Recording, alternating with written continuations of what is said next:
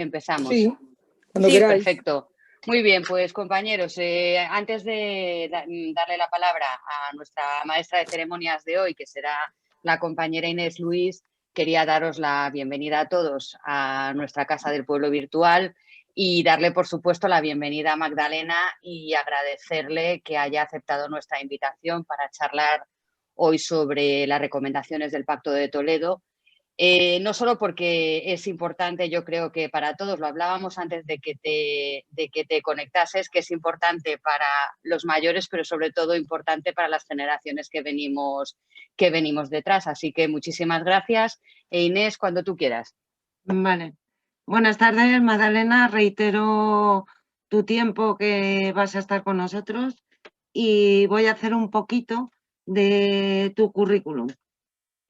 Compañera, lógica, de socialista, jurista y política española. Es diputada en las Cortes, es secretaria de la Seguridad Social de la Comisión Ejecutiva Federal y presidenta de la Comisión del Pacto de Toledo, que es lo que esta tarde va a venir a hablar con nosotros. Queremos también, decirte o deciros que en noviembre el Pleno aprueba el informe de evolución y de la reforma del Pacto de Toledo, con un respaldo de 262 diputados.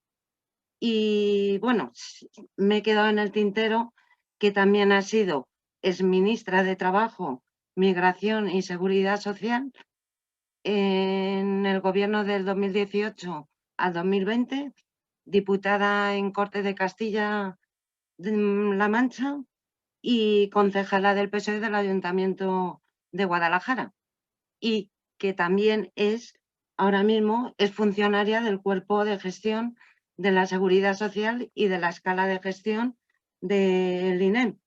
Y creo que me dejaré bastantes cosas, Magdalena, pero bueno, lo importante es que nos hables del Pacto de Toledo, ya que eres la presidenta de la comisión, y todo tuyo.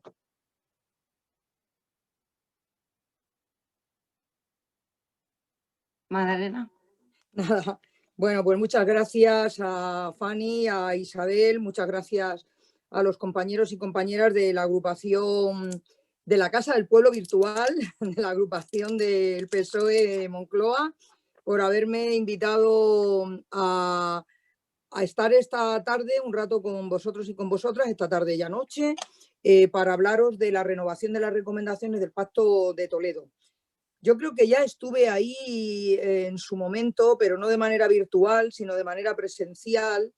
Creo que fue poquito antes de tener el honor de ser nombrada ministra del Gobierno de España, cuando estábamos, recordáis, con el tema de difundir, del tema de en las asambleas abiertas, difundiendo un documento que aprobó el Partido Socialista Obrero Español en la Ejecutiva Federal a principios del año 2018. Luego se precipitaron los acontecimientos, por suerte, vino la moción de censura y llegamos al gobierno. Y bueno, parece que fue ayer, pero han pasado ya casi 2 años, no, más de 2 años y medio, caminito ya de 3. Y bueno, pues soy diputada, como sabéis, por la provincia de Guadalajara. Una vez que dejé el ministro que hizo el presidente tras las elecciones del día 10 de noviembre del año 2019, pues hace ahora prácticamente año y pico que dejé de ser ministra, y cuando me incorporo a las tareas parlamentarias he tenido también el inmenso honor de que hayan confiado en mí el grupo parlamentario y otros grupos parlamentarios que también apoyaron mi nombramiento como la elección como presidenta de la Comisión de Pacto de Toledo. Como digo, nada mejor que estar en este área siendo funcionaria, como decía Inés, ¿no? Sí, Inés. Sí, es que no sé por qué te he llamado Isabel, porque No como mi hija se llama Isabel, tengo tendencia a poner a todo el mundo Isabel. Inés. Pues para una funcionaria de la Seguridad Social y del INEM, en estos momentos, en un puesto, estoy en servicios especiales y en otras 2 oposiciones distintas, en excedencia por incompatibilidad, ¿no? Pues es un honor el poder presidir para lo que para mí ha sido siempre el mítico Pacto de Toledo. Un pacto que se creó el año pasado, el día 6 de abril, hizo 25 años, que en su momento se aprobaron 15 recomendaciones. La idea era, puesto que la seguridad social en general y el sistema público de pensiones dentro de la misma en particular es tan importante y afecta a tantísimos millones de personas, porque por supuesto afecta a los millones de personas que estamos en activo, que podemos tener una enfermedad común, una enfermedad profesional, un accidente laboral, un accidente no laboral, tener derecho a un subsidio, quedar en desempleo, tener derecho a una prestación contributiva y luego una prestación asistencial, pero qué deciros, ¿no?, que tarde o temprano, pues también de una u otra manera, o bien en la juventud, ¿no?, porque por desgracia hay personas que se quedan huérfanas siendo muy pequeñas. No solamente están las pensiones de jubilación, que son la mayoría de las pensiones son de jubilación, pero no nos olvidemos de las pensiones de invalidez, que son un poquito menos de 1 millón, pero también son importantes, y de las pensiones, la que se denominan de muerte y supervivencia, que son las pensiones de viudedad, de orfandad y a favor de familia. Claro, estamos hablando ahora de que si sumamos a todas las personas pensionistas en la actualidad de todos los regímenes, incluyendo clases pasivas, incluso incluyendo las personas, unas 450 que cobran pensiones no contributivas, estamos hablando de 10 millones, de un poco más de 10 millones de personas en nuestro país que son pensionistas. Pero es que estamos hablando de todas las personas que en estos momentos estamos afiliadas a la Seguridad Social y en un régimen cotizando, que queremos, aspiramos algún día a podernos jubilar, y a podernos jubilar con una pensión digna, o en caso de que tengamos algún problema, pues una invalidez, o en caso de nuestro fallecimiento, que la persona que convive o el cónyuge pueda percibir una pensión de viudedad, o nuestros hijos, si están en edad y cumplen los requisitos, una pensión de orfandad. En definitiva, que afecta a toda la sociedad. Y no solamente afecta a las personas mayores que ahora están jubiladas, es que se tiende digamos, a extrapolar o a simplificar y cuando se habla de pensiones se habla solamente de las de jubilación y como si solamente le afectase a las personas que ahora están jubiladas. No, nos afecta a todos, y comentaba antes la importancia también de que se garantice el presente y el futuro de nuestro sistema público de pensiones y que se dé certidumbre y confianza a los pensionistas presentes, pero también a las personas, como en mi caso, de la generación del baby boom, que aspiramos a jubilarnos más pronto que tarde, pero también que se dé confianza y certidumbre en que van a cobrar pensión nuestros hijos, hijas, nietos y nietas. El que los tenga, yo nietos y nietas no tengo, pero sí que tengo hijo e hija, y en alguna ocasión mi hija me ha preguntado, pero bueno, madre, yo voy a cobrar pensión. Pues sí, querida, vas a cobrar pensión porque estamos en un sistema de reparto, de solidaridad entre generaciones, donde las pensiones básicamente se están pagando con lo que cotizamos las personas que trabajamos. Esto lo digo porque hay personas que piensan que estamos en un sistema de capitalización y que lo que cotizaron en su momento, eso es lo que están cobrando. No, no. Lo que cotizaron en su momento lo cobraron sus padres, sus abuelos y sus padres, y lo que nosotros estamos cotizando ahora lo están cobrando nuestros padres o nuestros abuelos, y en un futuro nuestros hijos y nuestros nietos serán los que paguen básicamente fundamentalmente nuestras pensiones de jubilación. Luego ya, conforme vaya avanzando en la explicación de las recomendaciones, comentaré alguna cuestión al respecto, ¿no? Así que, por lo tanto, afecta a tantos millones de personas que el Pacto de Toledo se crea para que de alguna manera, dentro de que cada uno pueda defender un modelo de pensiones o de sistema de pensiones y que no haya una unanimidad de criterio, pero sí que al menos en los aspectos fundamentales nos pongamos de acuerdo y no se someta el sistema público de pensiones a los tiras y aflojas y rifirrafes políticos habituales. Luego esto es muy difícil conseguirlo, vamos a ser realistas, ¿no? O sea, una cosa es la teoría y luego otra cosa es la práctica. De hecho, para que os hagáis una idea, en los 25 años, ya camino de 26, de pervivencia del Pacto de Toledo, esta es la tercera renovación que se hace de sus recomendaciones, la tercera. La primera se hizo en el año 2003, la segunda se hizo en el año 2011 y la tercera hemos sido capaces de sacarla adelante en un pleno el día 19 de noviembre del año 2020. O sea, casi hemos estado 10 años con las anteriores recomendaciones. ¿Por qué? Pues porque a la hora de la renovación no es fácil, porque lo suyo es intentar el máximo consenso.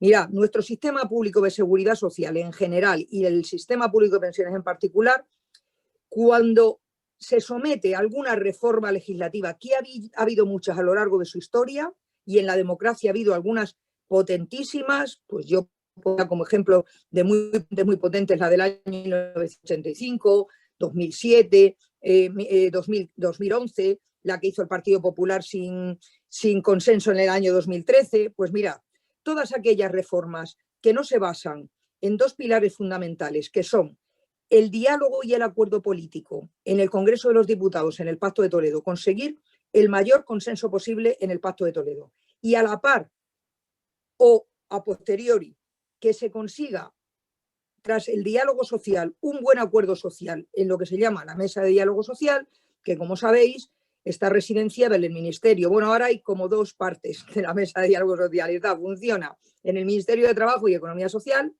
porque al Ministerio, como sabéis, en la reforma del año pasado del gobierno de enero, se dividió el ministerio, que yo tuve el honor de liderar, se dividió en dos ministerios. Así que ahora hay mesa de diálogo social en el área de trabajo y economía social, y hay también mesa de diálogo social en el Ministerio de Inclusión, Migraciones y Seguridad Social, ¿no? Así que ahora estas recomendaciones que fueron aprobadas en el día 19 de noviembre del año 2020 en el Congreso de los Diputados por una mayoría muy cualificada, tanto como que de 350 diputados y diputadas votamos a favor 262, hubo 78 abstenciones y solamente 2 votos en contra de 2 diputados de la CUP. Incluso Vox, que en principio no era partidario de las recomendaciones tal y como estaban, primero admitió que se partiese de lo ya trabajado en los 4 años anteriores, y segundo, aunque votó que no en la Comisión de Pacto de Toledo, sin embargo, luego cuando tocó retratarse en el Pleno, decidió abstenerse. Esquerra y Bildu, que habitualmente también votaban en contra del Pacto de Toledo, se abstuvieron también.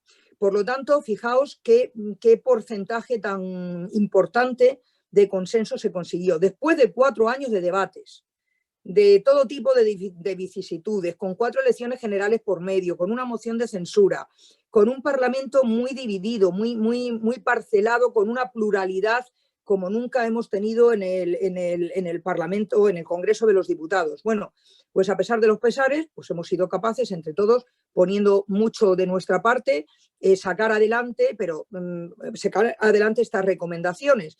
Y fundamental que para que una reforma, claro, las recomendaciones, quiero aclarar también, porque hay personas que me preguntan ¿cuándo entran en vigor las recomendaciones? Las recomendaciones ya están en vigor, pero las recomendaciones no son leyes. Las recomendaciones son, como su propio nombre indica, recomendaciones, directrices que se dan a la mesa de diálogo social y al gobierno para que luego el gobierno presente proyectos de ley en el Congreso, y luego se debata en el Congreso y en el Senado, para reformar lo que haya que reformar de nuestro sistema público de pensiones o de seguridad social, siguiendo las directrices que ha marcado el Pacto de Toledo. Luego, el Pacto de Toledo lo que marca son directrices que tienen que ser luego desarrolladas en proyectos legislativos, o a veces en reales decretos leyes si urge, o a veces cosas se meten en la Ley de Presupuestos Generales del Estado, que ahora os comentaré alguna cuestión que está ya en las recomendaciones, que se ha aprovechado ya que estaban aprobadas en el Pleno del Congreso, para incluir ya algunas cuestiones en la Ley de Presupuestos Generales del Estado del año 2021, que entró en vigor el día 1 de enero. Por lo tanto, si queremos que las reformas tengan futuro, es fundamental que se sustenten en esos 2 pilares. Pacto de Toledo, o sea, diálogo y consenso político, y diálogo y consenso social, en la mesa de diálogo social. ¿Por qué? Porque las reformas en nuestro país que no se hacen de esta manera, con esta metodología, suelen tener un corto recorrido, porque devienen social y políticamente insostenibles y al final pues no terminan desplegando sus efectos jurídicos.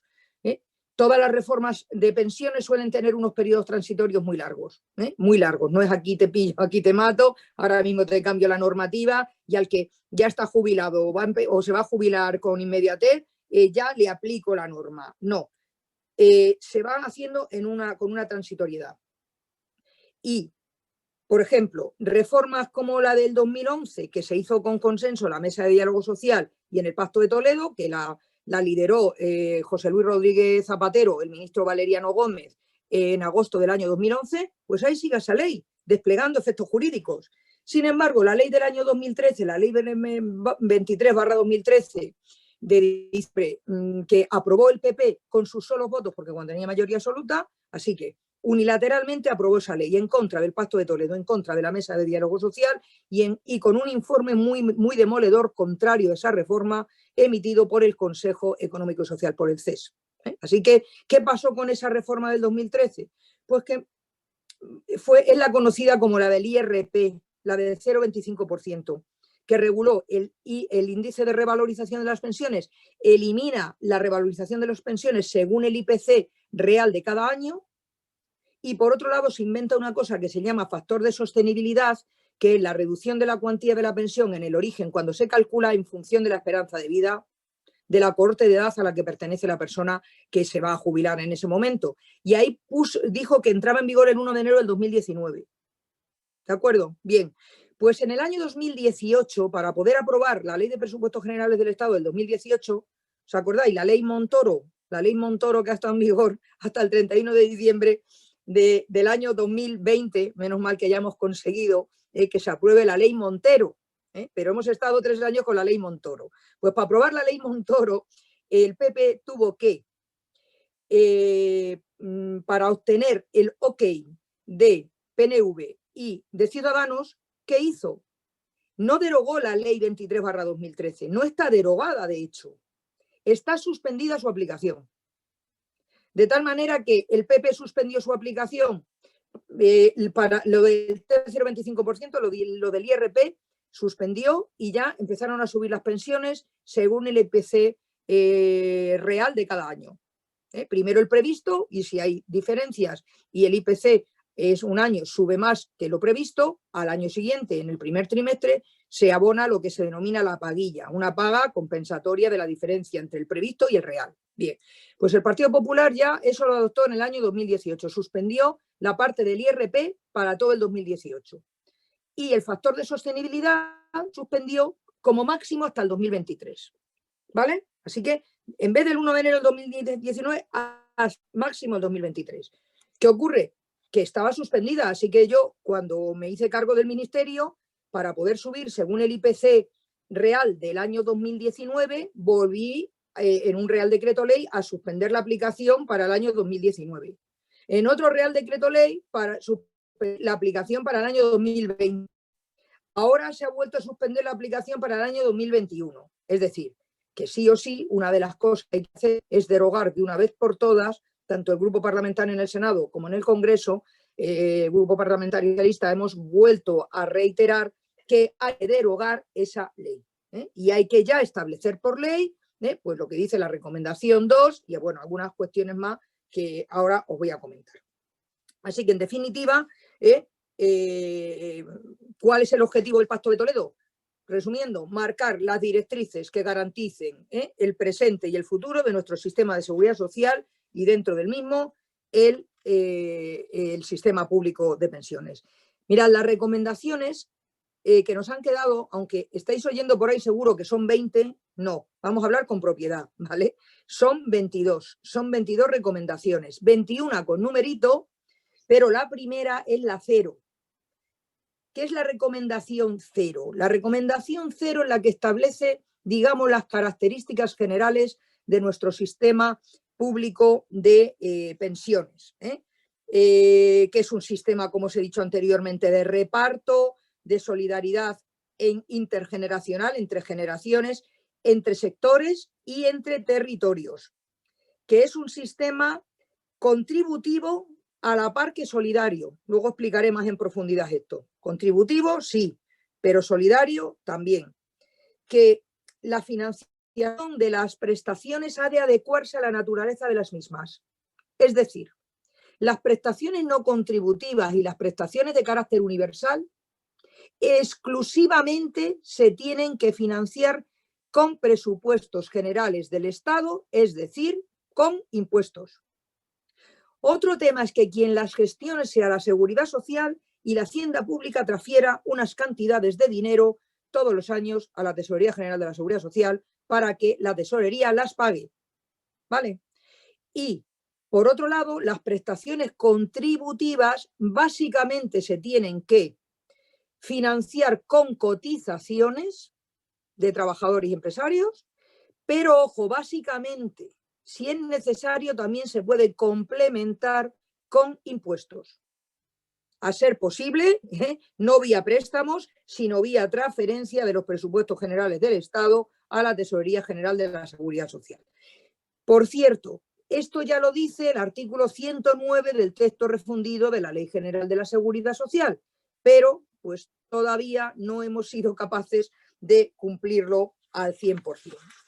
Luego, por otro lado, hay una cosa que deja muy clarita la recomendación 0, para que nadie se llame a engaño, porque es que por ahí estoy oyendo a grupos de personas que legítimamente, yo soy partidaria de la libertad de expresión, faltaría más, faltaría más. Cada uno puede decir lo que considere conveniente, pero claro, me chirría un poco cuando dicen que lo que el Pacto de Toledo pretende es la privatización del sistema público de pensiones, cuando resulta que ya en la recomendación 0 se dice de manera expresa que la Comisión manifiesta su oposición a cualquier transformación radical de nuestro sistema por otro de capitalización. Es decir, oposición total de la transformación de nuestro sistema. Así que, bueno, pues luego cada uno que diga lo que le dé la gana, pero esto es lo que dice la recomendación 0, resumidamente, del Pacto de Toledo. Mirad, las recomendaciones, yo para explicarlas, y los compañeros que las estamos explicando por ahí, además, porque estamos haciendo cursos de formación de formadores y estamos dando charlas entre el compañero Toni Ferrer, la compañera Mercè Perea, Alfonso Muñoz, senador, que lleva estos temas en el Senado, y yo misma, ya llevamos 2 charlas de formación de formadores y nos queda todavía una tercera, para que luego los compañeros y compañeras pues lo vayan transmitiendo también en sus respectivos territorios. ¿Por qué estamos haciendo esto? Pues mira, porque las malas noticias perviven mucho en el tiempo, ¿vale? Pero las buenas noticias se diluyen cual azucarillo. Si en el Pacto de Toledo no hubiésemos llegado a un acuerdo y estuviésemos todo el día de rifirrafe, estoy absolutamente convencida que todos los días estaríamos en los medios de comunicación siendo noticia de que no son capaces los grupos políticos de ponerse de acuerdo en la renovación de las recomendaciones del Pacto de Toledo. Como hemos llegado a un acuerdo, pues sí que fue noticia en ese momento, pero ahora ya no es noticia. Así nosotros somos los responsables de ir transmitiendo este contenido de las recomendaciones a cuanto más personas sea posible, mejor. Porque ahora ya si algo tiene trascendencia es porque haya alguna discrepancia, que si uno ha hecho una propuesta, que si otro no le gusta la propuesta, en fin, bueno, no voy a profundizar en la materia porque prefiero entrar en los acuerdos y no en las discrepancias, pero nos viene muy bien el irlo difundiendo. Entonces nosotros, para explicar las recomendaciones, las agrupamos como, en vez de ir la 1, la 2, la 3, la 4, así seguidito, las hemos agrupado en varios bloques. Concretamente en 7 bloques, ¿vale? En primer lugar, explicamos las recomendaciones que hablan sobre los principios del sistema, la contributividad, la solidaridad, la suficiencia y la no discriminación. Concretamente, la contributividad está reflejada en la recomendación 11. Mira, se apuesta por preservar y reforzar el principio de contributividad, que es que haya una relación equilibrada entre el importe de las prestaciones que se reconocen a las personas y el esfuerzo de cotización que han realizado a lo largo de toda su vida laboral o profesional. Pero este principio se combina con el de solidaridad generacional, territorial y sectorial, que os decía anteriormente, permitiendo la mejora de las pensiones más bajas, pero ojo, completando las pensiones hasta llegar a un mínimo legalmente establecido cada año en la Ley de Presupuestos Generales del Estado, las más bajas, se le da un complemento a mínimos. Y están también las pensiones no contributivas, pero En ningún caso este principio de solidaridad puede tener como objetivo el desincentivar la contribución, la cotización. Por eso, dentro de que evidentemente hay que intentar que las pensiones, como dice la Constitución española, en su artículo 50, sean pensiones adecuadas, suficientes, periódicamente actualizadas, suficientes, que sean sostenibles socialmente. Las pensiones sirven para redistribuir la renta, redistribuir la riqueza. Es una de las prestaciones las pensiones contribuyen a bajar el nivel de pobreza de nuestro país. Es fundamental. Pero claro, si al final la pensión no contributiva o la pensión mínima es igual que la pensión media o que la pensión máxima, aunque la máxima está topada, ¿vale? Se tira para arriba de las mínimas y se topa la máxima. Pero claro, tienes que encontrar un equilibrio entre el principio de contributividad y el de solidaridad, porque si al final da igual lo que cada uno contribuya, todo el mundo cobra lo mismo, pues eso ya estaríamos hablando de otro sistema. ¿Qué sentido tendría ya a lo mejor la cotización? A lo mejor habría que organizar un cambio de sistema, sería complejísimo. Algún país que lo ha hecho ha sido complejísimo, que es que no haya cotizaciones, que sean solo impuestos, todo impuestos. Todo el mundo tiene derecho a una pensión o a una renta básica y luego cada cual que se busque la vida. Pero claro, eso es un cambio radical del sistema. Así que equilibrio entre contributividad y solidaridad. Luego hay que intentar evitar la brecha de género, que luego vamos a ver más adelante ahora en la recomendación de no discriminación, en la recomendación 17. Se mantiene la exigencia de que hay que acreditar como mínimo 15 años para tener derecho a la pensión de jubilación, ¿vale? Y para cobrar el 100% hay que acreditar 37 cotizados. Ojo, todavía en el tema, porque antes el 100% se conseguía con 35 años, antes de la reforma del año 2011, y luego inició un periodo transitorio, que todavía estamos en el periodo transitorio. Llegará un momento en que se pidan 37, pero todavía estamos en periodo transitorio. Pero el parámetro de qué mínimo se pide para tener derecho a la pensión de jubilación no ha cambiado, 15 años. De los cuales al menos 2, que es lo que se llama carencia específica, tienen que estar cotizados en los últimos 15 anteriores a la fecha de la jubilación, ¿vale? Y luego, ya esta recomendación número 11 abre la posibilidad a que en caso de vidas laborales muy prolongadas y siempre que ello no ocasione un quebranto grave a la sostenibilidad financiera del sistema, se valore la posibilidad de que el beneficiario o beneficiaria pueda descontar algún año concreto del periodo de cálculo o escoger el tramo específico de carrera de cotización más favorable sobre el que calcular la cuantía de su pensión. Luego esto se vuelve a insistir más adelante en la recomendación 5. Cuando hay alguien que lee las recomendaciones, que por supuesto yo no sé si quien quiera, lo hemos hecho llegar a todos los territorios. Luego, quien quiera profundizar y leerse las recomendaciones, pues me imagino que la secretaria o el secretario local se lo puede dar, ¿no? A mí ha habido gente que se ha leído entera y dice, joder, es que soy muy reiterativo, ¿no? Como muy redundantes, hay ideas que se repiten mucho. Pues sí, y luego aparte la redacción a veces es un poco farragosa, lo confieso, y eso que del texto que heredamos, que fue el último que hubo, fue el de febrero del año 2019, pues fue el que heredamos en febrero del 2020 cuando empezó a reunirse la mesa y portavoces de Pacto de Toledo, y decidimos respetar ese texto, pero claro, al profundizar en el mismo y analizar recomendación por recomendación, ha habido algunas que las hemos aligerado un poco. No obstante, no es lo mismo que una sola persona se ponga a redactar algo, con lo cual hay un estilo bastante claro, ¿no? O sea, esto es lo del cuento de Juan Palomo, yo me lo quiero, yo me lo como, pero es que esto no se trataba de esto. Han sido muchas cabezas y muchas manos las que han contribuido a redactar estas recomendaciones, así que a veces pues, son un poco redundantes, inclusive hay a veces algún párrafo que ha quedado un poco farragoso. A veces no se respeta mucho el tema. Yo siempre me gusta hablar de personas pensionistas, pues se habla de los pensionistas, de personas trabajadoras, pues se habla de los trabajadores. Yo ya con el tema del lenguaje de género hubo un momento que ya en algunas tiré la toalla porque no había manera. Yo esto no hay que poner, ya, pero es que no sé qué, cómo queda. Entonces, bueno, pues también yo hay cosas que las hubiese redactado de otra manera, pero claro, no, ya te digo, no es cuestión de que la presidenta redactase las recomendaciones, sino que llegásemos todos a un acuerdo razonable, ¿no?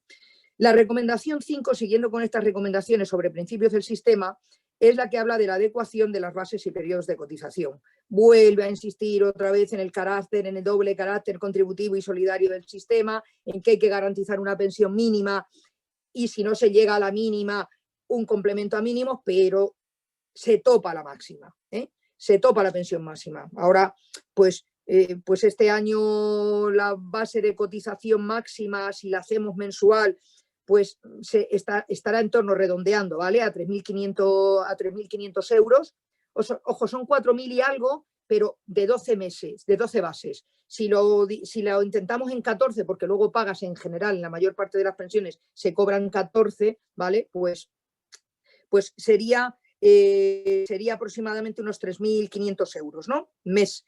Bueno, pues la pensión máxima bruta son en torno a 2.700. Es decir, que aunque una persona haya cotizado toda su vida por bases máximas, no va a cobrar de pensión la base máxima, porque está topada. Es decir, topamos la máxima y tiramos para arriba de las mínimas, de las pensiones mínimas. Bueno, pues este es nuestro sistema. Ojo, también para no disuadir la mayor contribución, se dice que se debería establecer, igual que se debería establecer qué debe ser una pensión mínima, qué es una pensión suficiente, que es un concepto jurídico muy indeterminado, y se dice que habría que establecer algún parámetro para poder comparar, también se dice que habría que establecer alguna relación entre la base máxima de cotización y la pensión máxima, para que no fuese disuasoria la cotización por base máxima. Así que esta es una de las cosas que se dice, que se establezca legalmente la relación entre ambas variables, base máxima de cotización y pensión máxima, por supuesto, con el seguimiento oportuno. Vamos a ver. No se ha propuesto por parte de la Comisión de Pacto de Toledo que se eleve el número de años para calcular la base reguladora de la pensión de jubilación. La base reguladora de la pensión de jubilación se elevó de 15 a 25 años con un periodo transitorio de 10 en la ley del año 2011. Ese periodo transitorio concluye el 31 de diciembre del 2021, es decir, este año. Este año se está calculando la base reguladora de la pensión de jubilación con 24 años cotizados, 24 años. A partir del 1 de enero del año 2022 será con 25, ¿de acuerdo?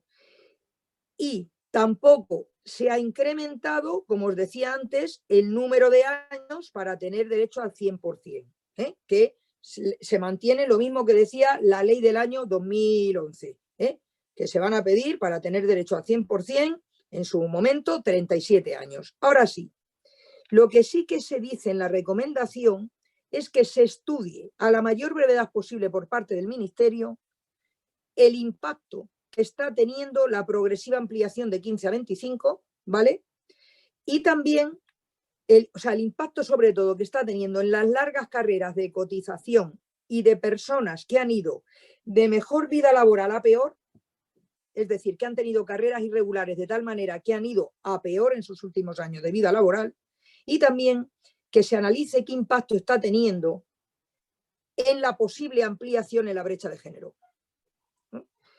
Y bueno, aquí se ha quedado la comisión, porque luego yo sé que se ha generado mucha polémica por un planteamiento que al final no es el planteamiento que se ha hecho a la Unión Europea en los planes que se han mandado para el Fondo de Recuperación, Resiliencia y Reconstrucción y Resiliencia, pero en su momento ha habido mucha polémica, sobre todo en los medios de comunicación, de que se iba a elevar de 25 a 35 años el periodo de cálculo de la base reguladora de la pensión de jubilación. Cuidado, que esto en su momento se estuvo valorando en la mesa de portavoces de Pacto de Toledo, y en algunos de los documentos incluso se llegó a poner en algún borrador, pero al final no había consenso sobre esa materia, y lo que se dijo es vamos a evaluar, porque es cierto que que a lo mejor si se incrementa el periodo por encima de 25 años, pues puede haber a personas, sobre todo que sus últimos 10 años de vida laboral, por ejemplo, han sido muy malos, ¿vale? Que si cuentas toda la vida laboral o más años, le salga una pensión más beneficiosa. Así que, bueno, eso, como os digo, pues se estuvo valorando y al final se decidió en que se estudie la situación actual lo primero, ¿vale?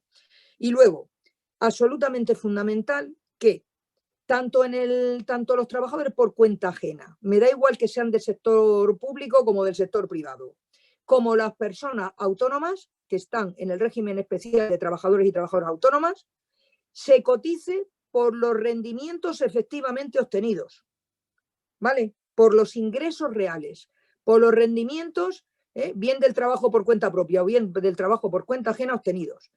Porque, pues, como veis, hay un tope máximo de cotización a partir de cierta cantidad que ya no se cotiza.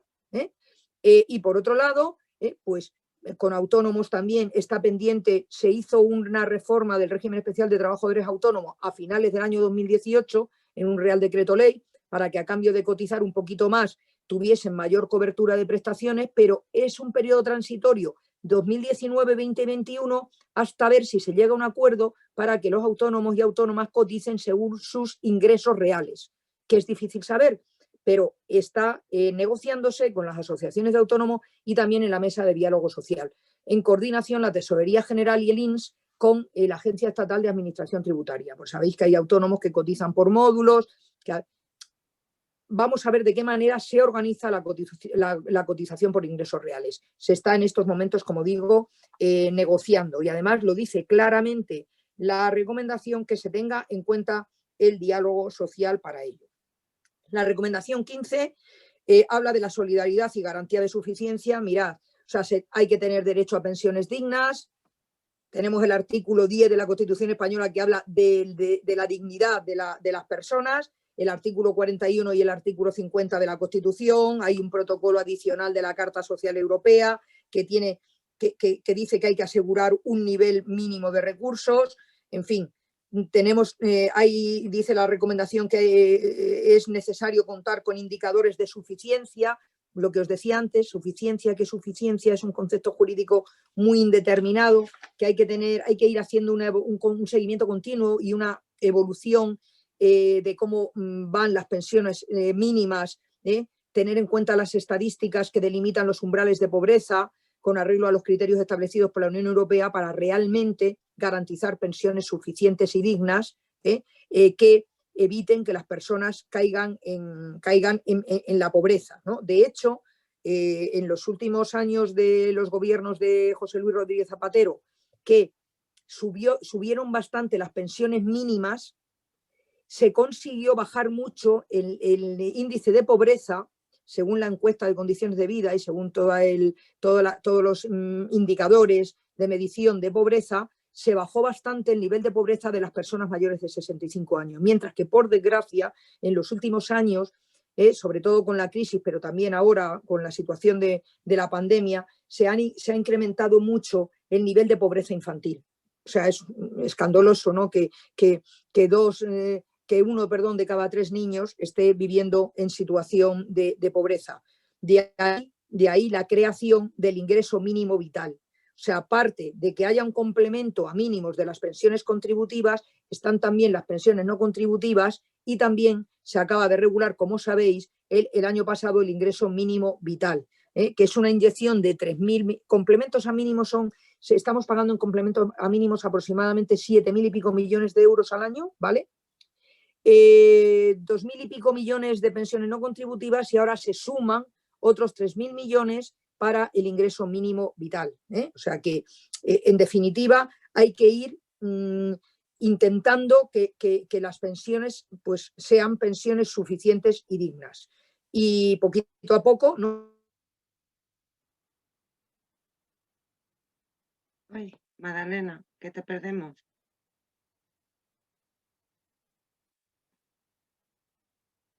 ¿Hemos perdido a Magdalena? Sí, bueno, pero sigue estando conectada.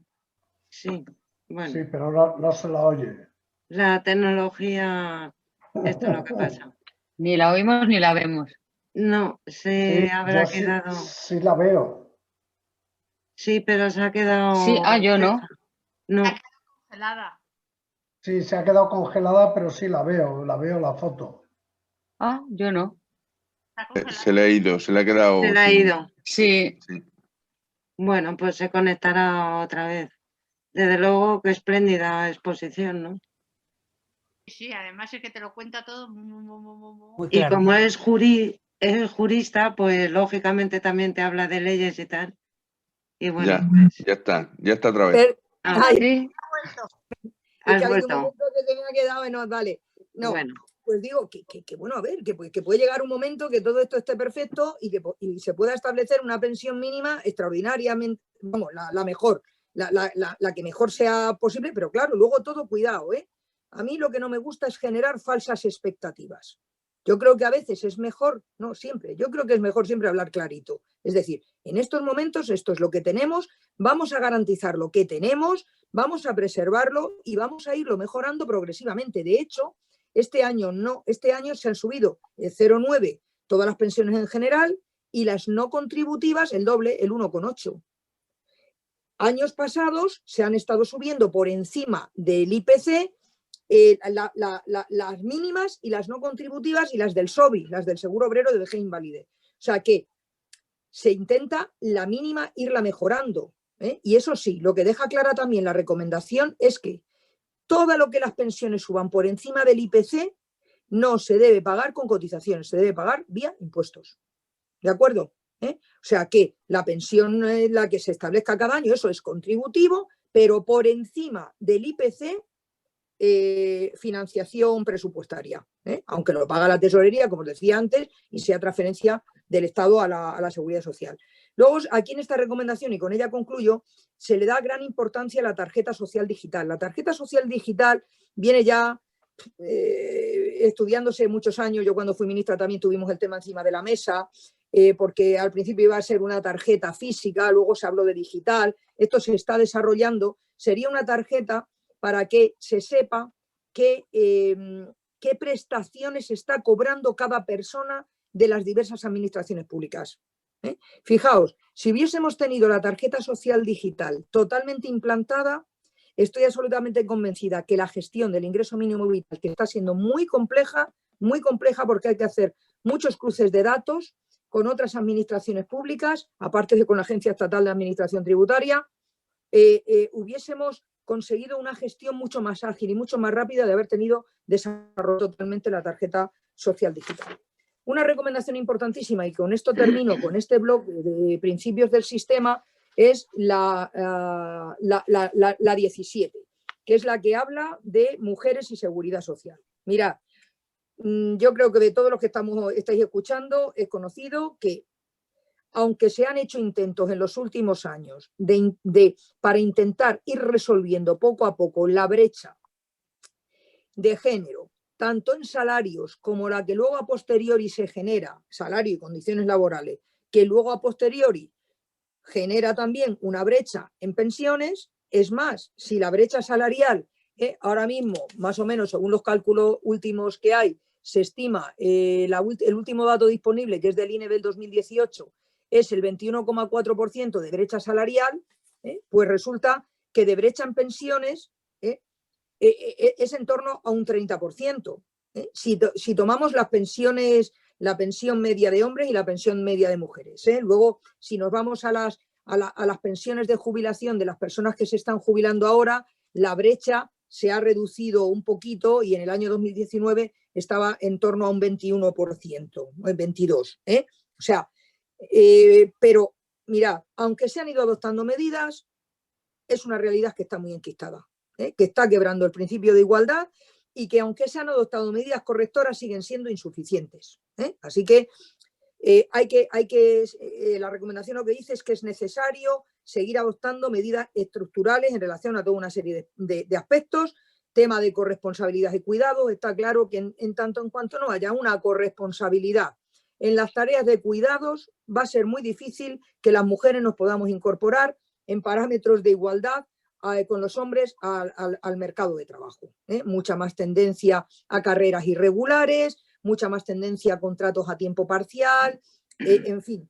Se han dado pasos para el tema de la corresponsabilidad. Por ejemplo, este año ya se han equiparado los permisos por cuando nace un hijo o una hija, están equiparados ya lo de los padres y los de las madres a 16 semanas, ¿no? Pero bueno, pues ha costado, ha habido un periodo transitorio que gracias a un Real Decreto Ley de 1 de marzo del año 2019, que se aprobó liderado por la vicepresidenta Carmen Calvo y el apoyo que tuvo también desde el Ministerio de Trabajo y con acuerdo con los agentes sociales, ese Real Decreto Ley de Igualdad, que se publicó el 8 de marzo, un día importante, el 8 de marzo del año 2019, y que se aprobó el 1 de marzo en el Consejo de Ministros y Ministras. Pues ahí se adoptaron, pues eso, que tengan que tener planes de igualdad también con un periodo transitorio, antes en empresas de más de 250 trabajadores y trabajadoras, ahora más de 50.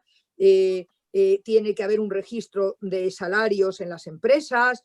En definitiva, se adoptaron toda una serie de medidas que están intentando equiparar, que poco a poco se vayan equiparando las condiciones laborales de las mujeres a la de los hombres, pero todavía las mujeres pues seguimos teniendo una tasa de paro, si la de los hombres es un 14,2, las mujeres es un 18,4, la tasa de actividad y la tasa de empleo está 10 puntos debajo, tanto la tasa de actividad como la tasa de empleo por debajo de la de los hombres, así que trabajo a tiempo parcial, pues es que es muchas más las mujeres las que tienen contratos a tiempo parcial que los hombres. Se han intentado mejorar las condiciones.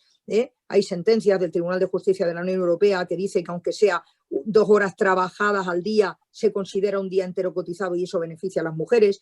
Se estableció un complemento para las pensiones de las madres a partir de 2 hijos, un complemento para las pensiones de viudedad, de invalidez y de jubilación, que fue cuestionado por el Tribunal de Justicia de la Unión Europea porque decía que discriminaba a los padres, y ahora en el Real Decreto Ley de 2 de febrero, en el Real Decreto Ley 3/2021, se acaba de regular de una manera distinta este artículo 60, de manera que lo cobrará el padre o la madre en función de a quién le ha afectado el nacimiento de los hijos. Y además se va a cobrar a partir de un hijo, no de 2. Así que, y no va a ser en proporción a la pensión, sino una cantidad fija que está en torno a 400 euros al año por hijo. Y aquí, pues depende si es el padre el que ha abandonado la vida laboral, y claro, la Seguridad Social controla las vidas laborales, o sea, de todos nosotros y nosotras. Así que se puede ver perfectamente quién, cuando tiene un hijo, un segundo hijo, un tercer hijo, un cuarto hijo, lo que sea, a quién le quiebra la vida laboral. ¿Quién pasa a tener una vida laboral a tiempo completo a tiempo parcial? ¿O quién pasa de tener a tiempo completo a no tener a tener que dejar de trabajar? Entonces, bueno, pues como os digo, esto se ha hecho una nueva regulación que acaba de ser aprobada. ¿De acuerdo? Magdalena, luego, que tenemos muchas palabras. Vale. Bueno, muchos pues nada, turnos de palabra. Bueno, pues mira, entonces... Es una maravilla escucharte, pero es que soy muy exhaustiva, vale. Bueno, continúo. Venga, vale. Continúo. Os menciono todas ellas y me vais preguntando, porque si no va a ser muy difícil. Hay un segundo grupo que son recomendaciones relativas a la configuración de la acción protectora, que está la recomendación 2, que es el mantenimiento del poder adquisitivo y mejora de las pensiones, que ya os lo acabo de comentar antes, garantía de subida según el IPC real de cada año.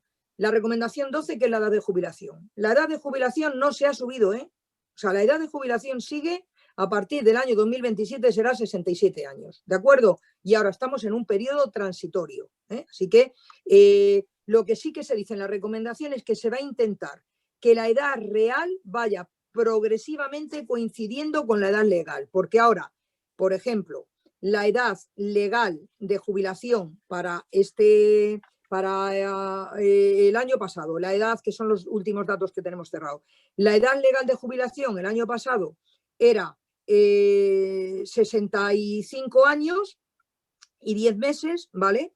Y resulta que la edad real pues fue 64,5. O sea, todavía las personas se jubilan antes de su edad legal.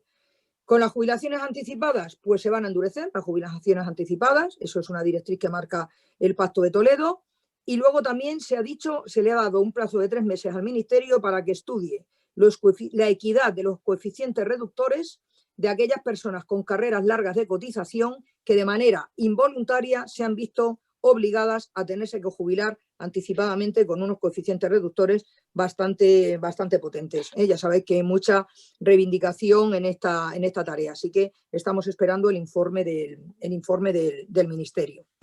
Y luego, por supuesto, que hay que darle una vuelta y una mejor regulación a las jubilaciones anticipadas como consecuencia de personas que están en trabajos penosos, peligrosos, insalubres, que hay una regulación muy antigua y que hay que darle una vueltecita a esa regulación, pues también se recomienda. Y fomentar que aquellas personas que quieran y puedan continuar trabajando después de cumplir la edad legal. No van a obligar a nadie a no jubilarse, pero sí que aquellas personas que quieran prolongar su vida laboral y puedan hacerlo, lo hagan.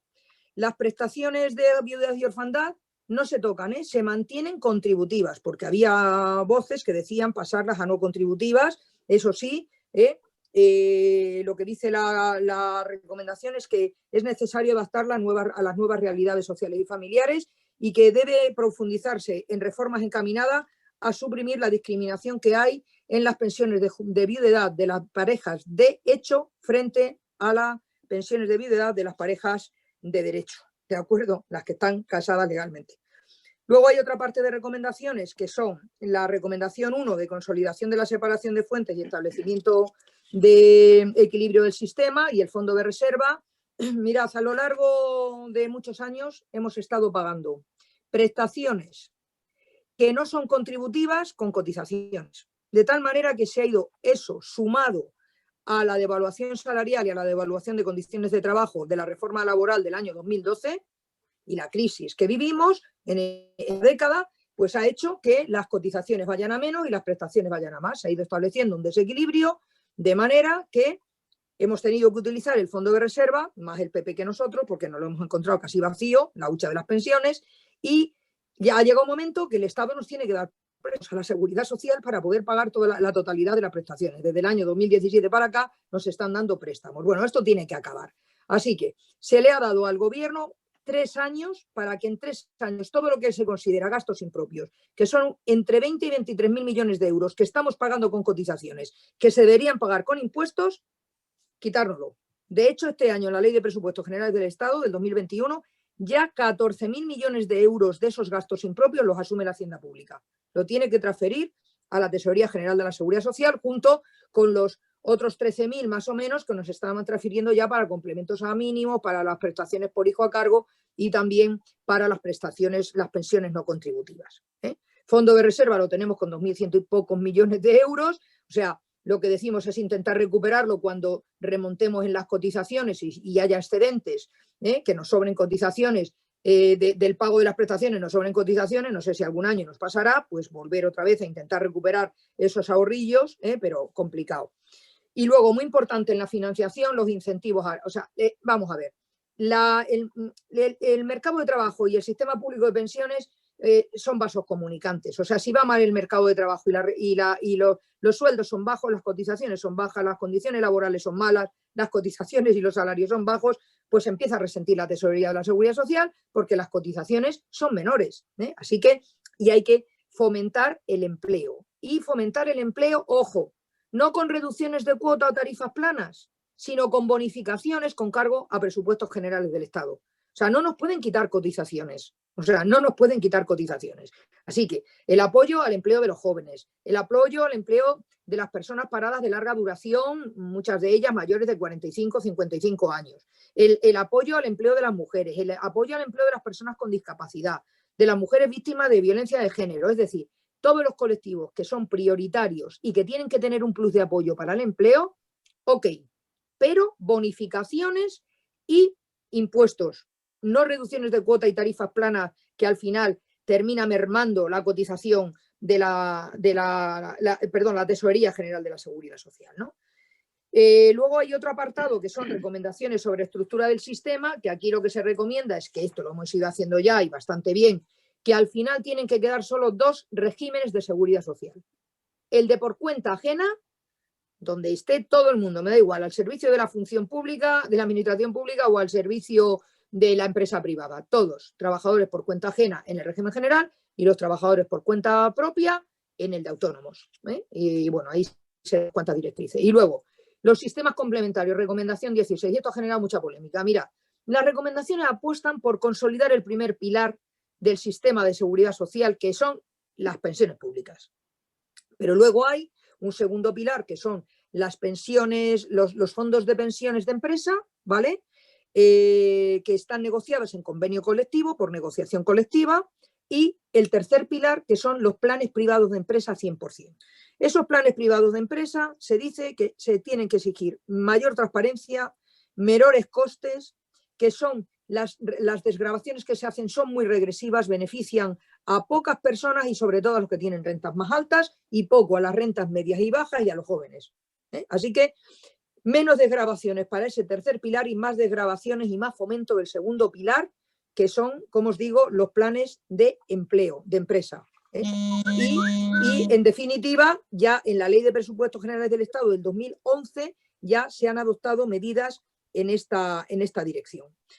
Sigo avanzando. El grupo quinto de recomendaciones es sobre recomendaciones sobre la gestión del sistema. Gestión del sistema, modernización e información al ciudadano, mutuas colaboradoras con la seguridad social. Aquí lo que se dice es que la seguridad social ha sufrido una merma de recursos humanos enorme en la década anterior, que un 20% menos de personal a su servicio, personas que se han ido jubilando, no ha habido una reposición de efectivos, la edad media de las personas que trabajan en la seguridad social el 60% está por encima de los 55 años y se necesita una renovación generacional. Así que hay que hacer un plan para reforzar los recursos humanos y los recursos también materiales de la seguridad social. Se apuesta por la creación de una agencia, que las entidades gestoras se agrupen en una agencia para que se pueda hacer una gestión más eficiente, más simplificada y más racionalizada. Y luego que haya una mejor información al ciudadano, seguir apostando por una información presencial, pero también por una información telemática y porque todas las gestiones que se hacen con la seguridad social pues se pueden hacer vía telemática, tanto las empresas como las personas, ver su vida laboral, poder tener información sobre qué posible pensión le puede quedar en un futuro y luego las empresas pues todo lo que es inscripción, afiliación, cotización, etcétera.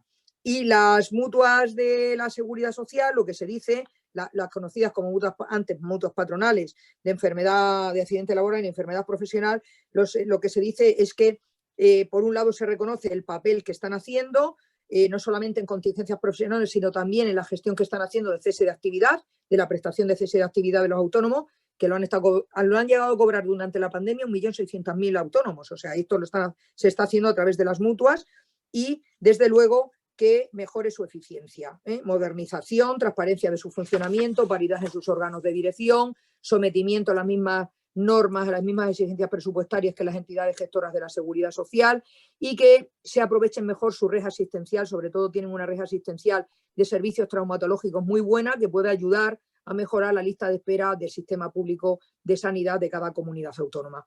Una recomendación importantísima, que paso de puntillas, pero importantísima, es la 10, que es la lucha contra el fraude. Mirad, cada uno tiene que cotizar, hemos dicho, según sus ingresos reales, ¿verdad? Bueno, pues eso, y cada uno tiene que pagar los impuestos que tiene que pagar. Pero en todo caso, lucha sin cuartel contra el fraude laboral, el fraude fiscal y el fraude a la seguridad social, porque es insolidario y porque además es una competencia desleal para las empresas que cumplen. Así que en la lucha, en el grupo, hay un grupo dentro de la mesa de diálogo social que es de lucha contra la economía sumergida. Sabéis que aprobamos un plan director por un trabajo digno en el verano del año 2018 y que se han conseguido aflorar con ese plan y con el plan habitual de inspección de trabajo, en año y pico se han conseguido aflorar en torno a 2 años más de 300 y pico mil puestos de trabajo. Eso significa que son muchos millones de euros más también de recaudación para la tesorería y mejora de condiciones laborales de las personas que están trabajando, utilizando la técnica del Big Data conectados todos los datos de la Tesorería, con el INS, con el Servicio Público Estatal de Empleo, con la Inspección de Trabajo, con la Agencia Estatal de Administración Tributaria y con el Ministerio del Interior. Se propone endurecer las sanciones, o sea, reforzar los recursos materiales y humanos de la Inspección de Trabajo y Seguridad Social y endurecer las sanciones. Y luego, ya para ir acabando, ya sí que sí, las recomendaciones, el sexto grupo, que es sobre colectivos específicos. Hay una específica que no existía antes de juventud, la 14, importantísimo que nuestros jóvenes se impliquen, tienen altas tasas de desempleo, el doble que el resto de la población activa, mucha temporalidad, parcialidad, horas extraordinarias, bueno, a todas las edades, horas extraordinarias que se hacen y no se cobran, o se cobran y no se cotiza por ellas. Así que hay que reforzar ese plan de choque por el empleo joven con una orientación personalizada, unos itinerarios personalizados de inserción, luchar contra la explotación de los becarios y becarias, que haya un refuerzo de la actividad inspectora y garantizar sus derechos, y hay que apostar mucho porque los jóvenes crean en el presente y en el futuro del sistema público de seguridad social, ¿no?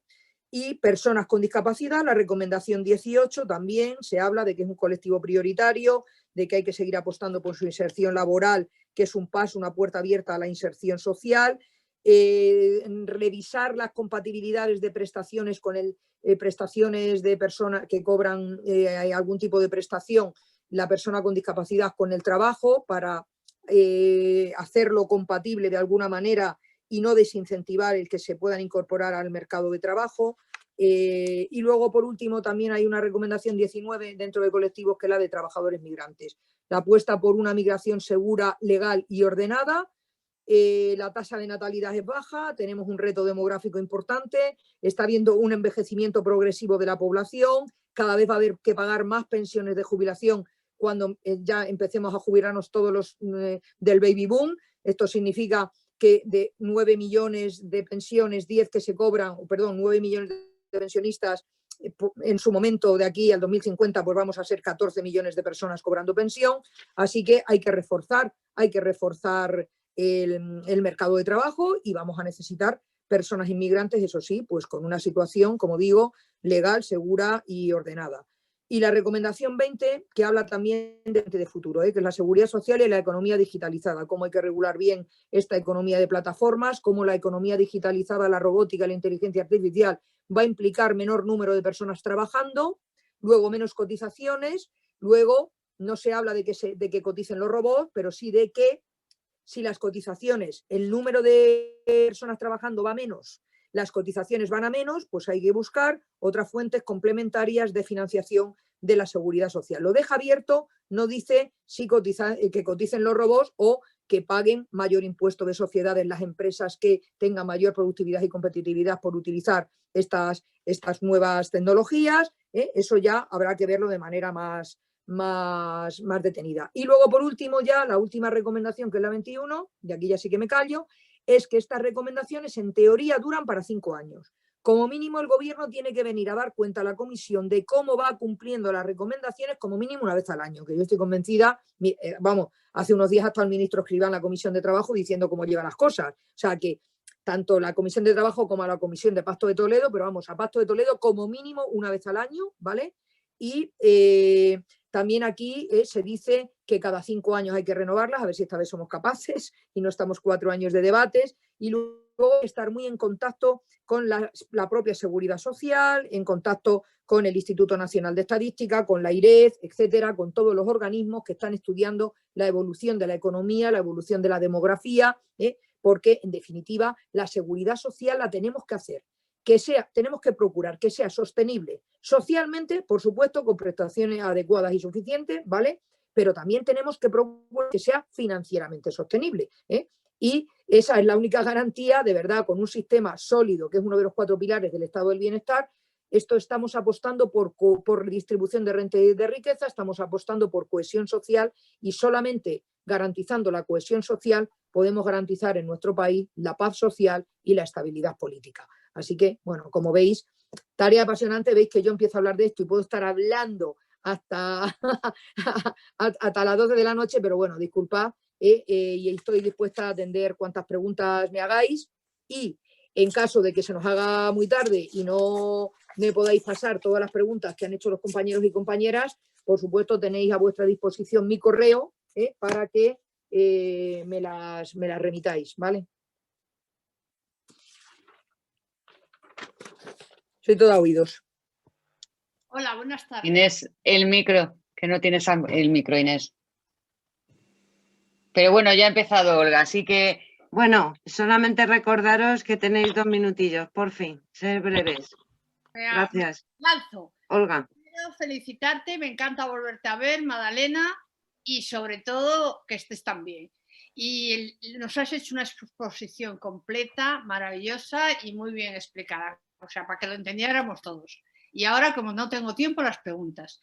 Aquí hay unos jubilados, que son los jubilados con incapacidad, que tienen muchos problemas, porque les conceden la incapacidad, exceptuando la absoluta, que cuando se la dan, ahí quedas muy cubierto. Si no eres la absoluta, si es la total, luego dependes del tanto por ciento que te dé la comunidad y depende de quién te vea para conseguir tener unas ciertas ventajas. Entonces yo pienso que se debería dar una vuelta de tuerca a la jubilación para los incapacitados.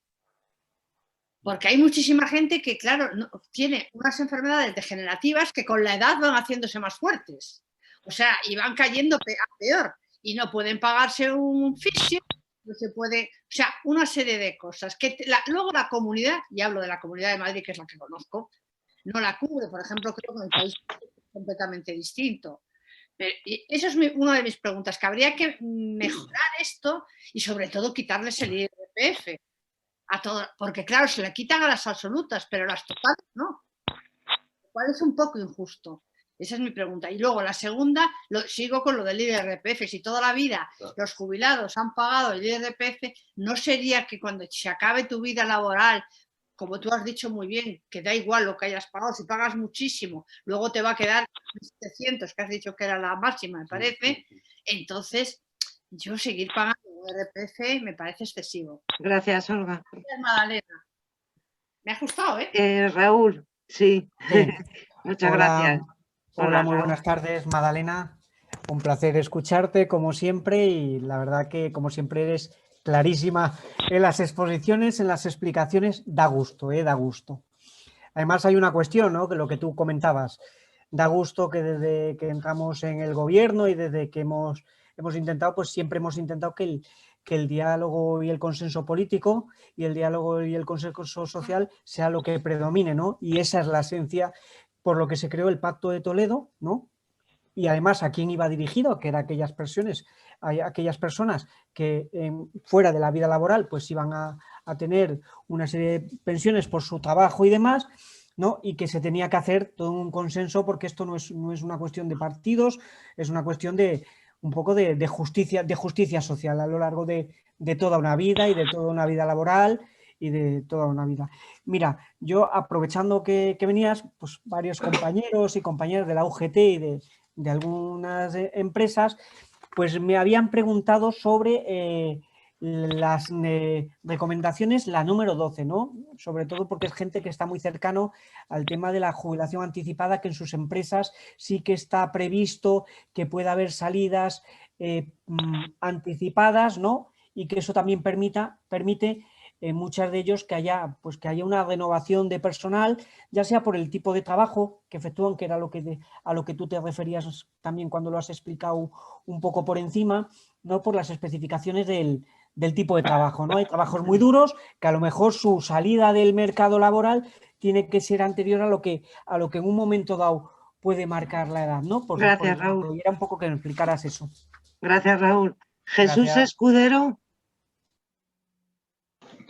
Bueno, en primer lugar, agradeceros tanto a la exministra y presidenta del Pacto de Toledo como a vosotros esta conferencia, que me ha parecido extraordinaria. Yo lo que la preguntaría es, por eso he puesto y escrito el número 15, porque en unas publicaciones sale, como ella ha dicho, cuentan desde el 0 hasta otro número, y en algunas otras no lo cuentan, pero vamos, yo me refería sobre todo dentro del sistema complementario se apuesta por incentivar los planes de pensiones de empleo, surgidos de la negociación colectiva, promovidos por la empresa en beneficio de sus empleados y gestionados prioritariamente sin ánimo de lucro. Precisamente acabo de oír a un compañero que ha hablado de la UGT. La UGT está gestionando planes privados de pensiones y considero que incentivar los planes de pensiones de empleo es ir en contra de las pensiones públicas, porque si los incentivamos, pues los estamos mejorando. Muchas gracias. Muchas gracias, Jesús. Madalena, cuando quieras.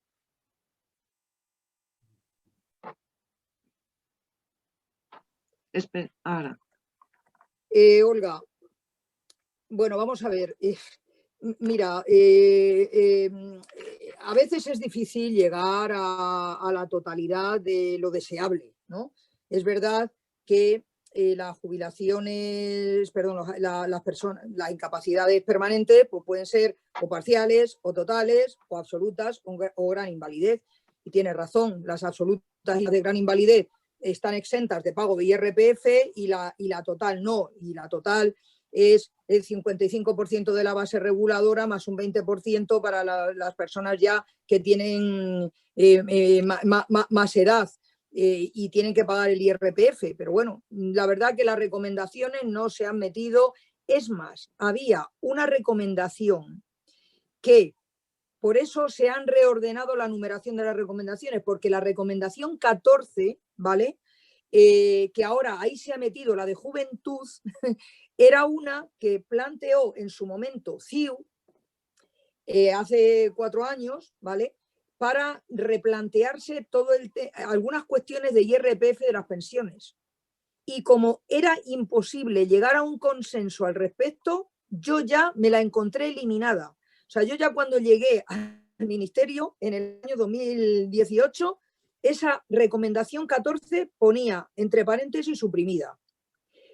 Decía luego, es que el último compañero que ha hablado, no he apuntado el nombre. Jesús. No sé quién es. Jesús. Vale, decía Jesús, la 15, él me ha hablado de la 16, ¿vale? Él me ha hablado de la de los sistemas complementarios, esa no es la 15, esa es la 16. Y el hueco de la 14, ahí hemos metido jóvenes, porque es que quedaba muy raro. Había recomendación 17, 17 bis, 19, 19 bis. Entonces, a raíz del pleno del 19 de noviembre, el letrado de la Comisión de Pacto de Toledo se encargó de la 14 suprimida, pues la 14 metemos otra, ¿vale? Y Juventud, que era la 17 bis, ahora es la 14. O sea que yo, si queréis, os hago llegar, si no lo tenéis, os hago llegar las recomendaciones, el texto íntegro y un resumen de las mismas con la renumeración correcta, ¿vale? Claro, es que como llevan borradores, hay borradores que han estado pululando desde tiempos inmemoriales, pues a mí hay veces personas que me hablan, dicen, oye, ¿y esto que dice la recomendación? Digo, no sé si lo dijo, pero ya no lo dice. No sé qué borrador estás utilizando, pero estás utilizando un borrador, ¿eh? Entonces, bueno, voy a lo de Olga. Pues Olga, lo que no he entendido es lo que me has dicho de depende del porcentaje que te dé la comunidad. Esto me imagino que te estás refiriendo a que son personas que están cobrando, o sea, tienen reconocida la incapacidad permanente total para la profesión habitual, que si es cualificada es el 75% de la aseguradora y si no el 55%. Pero luego por otro lado, con otro procedimiento distinto, está lo que se denomina el reconocimiento no de grado, sino de porcentaje de discapacidad, que son competencia de las comunidades autónomas, concretamente de una cosa que se llama los centros base. Antes eran los centros base del Inserso, cuando se transfirió, pues son centros específicos de cada comunidad autónoma. Que hay personas que tienen reconocido un porcentaje de discapacidad por la comunidad autónoma correspondiente y que no cobran ninguna pensión. Yo misma, yo tengo reconocido un porcentaje de discapacidad por toda una serie de problemas que tengo como consecuencia de una poliomielitis que tuve de pequeña, como consecuencia de mis migrañas, como consecuencia del cáncer que he tenido, que se me ha quedado fastidiado el brazo derecho con un linfedema. Pues yo tengo un un porcentaje de discapacidad, pero no cobro ninguna prestación. Eso sí, las personas que tienen entre más del 33%, me parece que es hasta el 65%, hay una desgravación de IRPF, y a partir del 65% hay una mayor desgravación, ¿vale? O sea, que eso va por un lado, y luego por otro lado va la seguridad social, ¿no? Que es lo que tú te estás refiriendo. Me da la impresión que Yo hablo de las ayudas. ¿Cómo? Las ayudas, Magdalena, que cuando ya llegas a la comunidad, esas personas que les dan la deuda absoluta, la total, que no pueden trabajar, van cumpliendo años. Y, por ejemplo, sobre todo yo vi problemas muchísimo de artrosis, de artritis, de este tipo de problemas, que les había costado un montón por conseguirla, y que luego se encontraban con que no tenían muchas ayudas por parte de la comunidad. Compi, que eran 2 minutos. Bueno, nada, venga. Pues sí, que vamos a ver, que está claro. Mira, aquí una de las cosas que yo creo que tenemos todavía pendiente, como tenemos un sistema muy complejo de organización territorial y por lo tanto de competencias, es que a veces hay solapamientos, ¿vale? Entonces, por ejemplo, todo el régimen no contributivo de prestaciones del sistema, tanto de seguridad social como de las comunidades autónomas, como del SEPE, del Servicio Público Estatal de Empleo, deberíamos intentar reordenarlo, porque ahora ya tenemos no contributivas, tenemos el ingreso mínimo vital, tenemos de prestaciones no contributivas de desempleo, tenemos también ahí un lío bastante gordo, prestaciones de las comunidades autónomas, de los ayuntamientos. O sea, lo que teníamos, habría que intentar hacer una revisión global de todo lo que es el sistema, las prestaciones no contributivas y de prestaciones asistenciales de las diversas administraciones públicas. Bueno, eso es uno de los temas que yo creo que es una asignatura pendiente, y que ahora, como consecuencia de la creación del ingreso mínimo vital y de que también el SEPE se tiene que replantear prestaciones las no contributivas de desempleo, los subsidios, porque ya hay sentencias que dicen que esto lo tienen que gestionar las comunidades autónomas, etcétera. Estamos ahí con bastante lío de choque de competencias con las comunidades autónomas. Yo creo que va a llegar un momento que esto tarde o temprano se tiene que reordenar. Y luego, claro, me planteabas una cosa que viene siendo una reivindicación en los últimos años, y es que ninguna pensión de jubilación ni de invalidez pague IRPF. Mira, si 10 millones de personas que cobran pensión en este país, todo el mundo deja de pagar el IRPF, está claro que, bueno, que las personas que cobran prestaciones más bajas o sueldos más bajos están exentas de pagar el IRPF. No, yo no soy una experta en fiscalidad, por lo tanto no quiero meter la pata dando cifras ni nada. Pero, ojo, dice, es que yo ya coticé, ¿no? Y yo ya de mis sueldos pagué. Pero es que, vamos a ver, por la cotización no se paga. O sea, cuando la base imponible del IRPF te descuentan las cotizaciones. Las cotizaciones a la seguridad social no se pagó IRPF por ella. Y luego, además, es que no estamos en un sistema de capitalización. Y el IRPF no es las rentas del trabajo personal, no. Es impuesto de la renta de las personas físicas, la renta, sean rentas salariales o otro tipo de rentas, incluidas las prestaciones. Entonces, yo lo de quitar el IRPF para todos, sinceramente, desde luego, tan complicado era llegar a un acuerdo que, fijaos, se decidió quitar la recomendación 14 y suprimir porque no había un acuerdo en el texto. Oye, en esta baza no hemos sido capaces de ponernos de acuerdo. A lo mejor en la siguiente, oye, lo podemos estudiar durante estos años y ver si se llega a alguna otra conclusión. Pero vamos, Raúl, el número 2 es la recomendación 12 de jubilaciones anticipadas. Mira, aquí la idea es las jubilaciones anticipadas no pueden ser un mecanismo de regulación de empleo. Lo dice claramente la recomendación. Si realmente queremos hacer esto sostenible, está claro que tiene que haber una renovación generacional. De acuerdo. Pues mira, para eso está la jubilación parcial y el contrato de relevo. Por ejemplo, jubilación parcial y contrato de relevo. Pero las jubilaciones anticipadas no se pueden generalizar, porque claro, a todos nos gustaría jubilarnos cuanto antes mejor y a ser posible con el 100% de la pensión, pero esto es que no es posible. Entonces, ¿qué ocurre? Pues que lo que se dice es al revés, es que lo que se dice, vamos a incentivar que aquellas personas que quieran y puedan sigan trabajando más allá de la edad legal, con unos incentivos para prolongar la edad de jubilación. Por otro lado, que las jubilaciones anticipadas se han ido endureciendo en los últimos años, pues posiblemente se endurezcan más. Eso sí, salvo que sean de trabajos penosos, insalubres, lo dice claramente la recomendación, que hay que darle además incluso una vuelta a la regulación de estas jubilaciones anticipadas por trabajos penosos, peligrosos o insalubres que acusen elevados índices de morbilidad o mortalidad, con la contrapartida de asumir una cotización adicional a lo largo de la carrera profesional. Es decir, aquellos colectivos que tengan derecho a una jubilación anticipada porque tienen una actividad penosa, insalubre o peligrosa, van a tener que sobrecotizar a lo largo de toda su vida laboral. Porque claro, se jubilan antes, dejan de cotizar antes y van a cobrar pensión más años. Esto es así. Ojo, estamos hablando de un sistema contributivo. Solidario pero contributivo. Y luego lo que sí que se ha tenido en cuenta es que hay una reivindicación importante de personas que han cotizado muchos años, que han tenido que irse, no ha sido una jubilación anticipada voluntaria, de oye, yo conozco personas que han decidido jubilarse ahí voluntariamente porque les viene bien, no les importa perder un poco de pensión, pero se acaba de jubilar mi pareja o mi marido o mi mujer y así tenemos más tiempo para viajar, para descansar, para dedicarnos a los nietos, cada uno para lo que considere, ¿vale? Y han decidido que aunque hay un coeficiente reductor, se jubilan voluntariamente. Ha habido personas que han sido arrojadas del mercado de trabajo y que para que no se les aplique el coeficiente reductor han estado pagándose un convenio especial. Porque pudiesen, ¿no? Claro, evidentemente tendrían algunos ahorrillos o lo que fuese. Ha habido personas que no, que pues oye, no les ha quedado más remedio que decir, bueno, aunque sea con coeficiente reductor, pero me tengo que jubilar, yo no me puedo pagar un convenio especial. Entonces, claro, es que son situaciones muy, muy complicadas. O sea, es muy difícil dar una solución global a situaciones que son muy diferentes.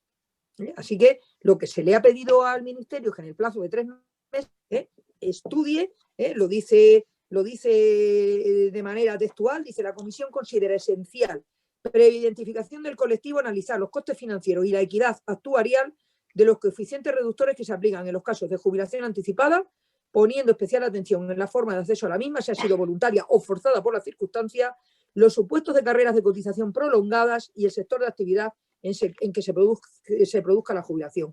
A la vista de dicho análisis, una vez determinada la situación de aquellas jubilaciones en las que la acción de coeficientes reductores pueda producir un efecto inequitativo, el Gobierno propondrá una respuesta en el plazo máximo de 3 meses a la Comisión de Pacto de Toledo. Entonces, esto es en lo que se ha quedado. Y luego, compañero Jesús, la recomendación 16, la 16, la de sistemas complementarios. Pues mira, el suscribir o no un sistema complementario, según el artículo 41 de la Constitución, es libre. Desde luego, claramente las recomendaciones apuestan por el sistema público de pensiones y consolidar el primer pilar. Esta recomendación no es nueva, existía ya.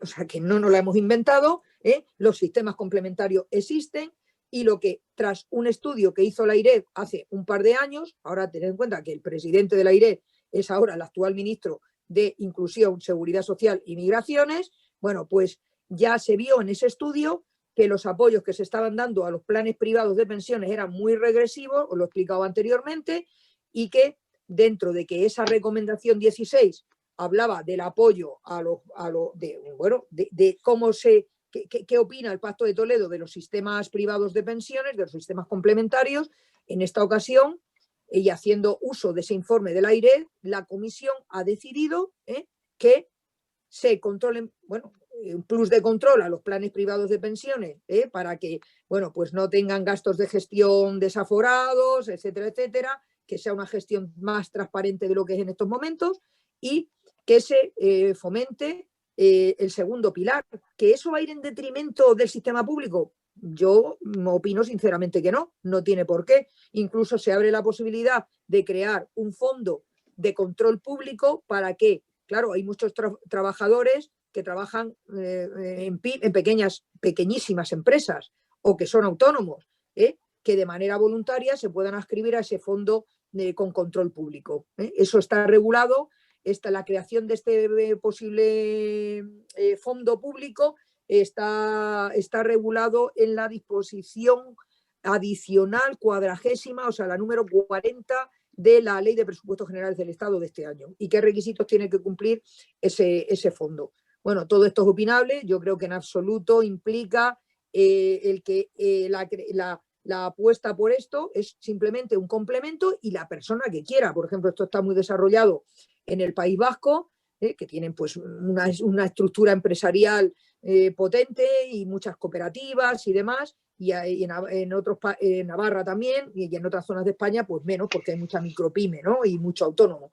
Pero bueno, esto se ha dejado ahí la puerta abierta y yo sinceramente no creo que vaya en detrimento del sistema público. El sistema público, fijaos, o sea, 14.000 millones de euros de gastos impropios, se dice la recomendación de la financiación se dice que se da tres años al Ministerio de Hacienda para que compense a la Seguridad Social los gastos impropios y no se va a hacer inicialmente decía 5 años, lo bajamos a 3, ¿vale? 21, 22 y 23. Y ya este año, de los 23.000 millones de euros que se calcula que hay de gastos impropios, es decir, de temas que está pagando la Seguridad Social con cotizaciones que se deberían pagar con impuestos, pues este año ya tenemos 14.000 millones. Y hay que ir a cero préstamos y a ir incrementando esa transferencia, ¿no? Aunque este año todavía vamos a necesitar préstamo. El año pasado nos tuvieron que inyectar 30.000 millones de euros, O sea, 14.000 vía préstamo y casi 14.000 vía préstamo y 16.000 millones de plus de transferencia. ¿Para qué? Porque, claro, el año pasado bajaron las cotizaciones, pero es que han estado exonerados total o parcialmente las empresas de trabajadores que han estado en ERTE, que ha habido un momento que ha habido 3.600.000 personas en ERTE, ¿vale? Pues esas empresas estaban exonerados total o parcialmente del pago de la cuota. Pero es que los autónomos que han estado cobrando cese de actividad también tenían exoneración de cuota, así que menos recaudación. Pero es que ha habido más de 1,5 millones de autónomos que han estado cobrando la prestación ordinaria o extraordinaria de cese de actividad. Es que ha habido, en un momento determinado, más de 3,5 millones de personas cobrando ERTE. Ahora quedan 700 y pico mil, ¿vale? Bueno, pues han sido más prestaciones de desempleo, porque hubo 900.000 personas que al principio de la pandemia se fueron a la calle. Así que más prestaciones de desempleo, más prestaciones de ERTES, más prestaciones de cese de actividad y menos recaudación de cotizaciones. A ver cómo cuadra la cuadratura del círculo ha habido que hacer. Así que el año pasado 30.000 millones de euros nos tuvieron que inyectar de plus entre préstamo y transferencia a la Seguridad Social. Gracias, Magdalena. Se nos están yendo compañeros porque tienen que conciliar. Pero bueno, venga. Si hay alguna pregunta, te la pasará Fanny. Sí, me la pase Fanny. Queda Federico y Joaquín.